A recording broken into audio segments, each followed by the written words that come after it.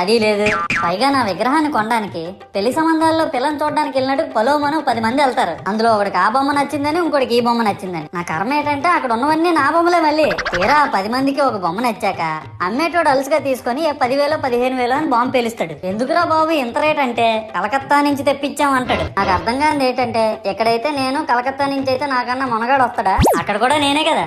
ఇలా నన్ను బజార్లో పెట్టి బేరం ఆడి నా మొహానికి ముసుగేసి వ్యాన్ ఎక్కిస్తారు. ఆ వ్యాన్ డ్రైవర్ గాడు నేను ఉన్నానని కూడా చూడకుండా ఏదో ఆలోచించుకుంటూ డ్రైవ్ చేస్తా గతకల్లో గబ్బి గుబ్బి అని తించేసి నా కాల్లో చెయ్యి ఎరగొట్టేస్తాడు. ఈ విషయం చందాలు ఇచ్చిన చిన్నోళ్ళకి తెలిస్తే మళ్ళీ ఇరిగిపోయిన బొమ్మ పెట్టకూడదని ఏ బొమ్మ రాసి కవర్ చేసేస్తారు. సరేలే జరిగిందేదో జరిగింది, నా భక్తులే కదా, కూల్ బ్రో అని చిల్లయ్యే లోపు నన్ను పందిర్లో పెట్టి ముసుగు తీసి నాకన్నా పొడుగుండే సౌండ్ బాక్సులు 2 నా చెవులు పక్కన పెట్టి డీజే గణేష్ బ్రో అని చెప్పి నా పాటలను కూనీ చేస్తారు. సరేలే పిల్లలు కదా, ఇప్పుడు కాకపోతే ఎప్పుడు ఎంజాయ్ చేస్తారు, కాసేపట్లో పూజ స్టార్ట్ చేస్తారని వెయిట్ చేస్తా ఉంటే ఆ 5 రూపాయల వ్రతకల్పన బుక్ చూస్తే